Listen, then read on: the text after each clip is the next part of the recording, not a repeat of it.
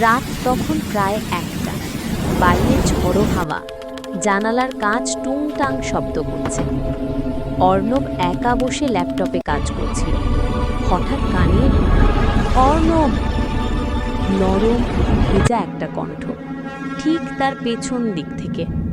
সে ঘুরে তাকালো, কেউ নেই।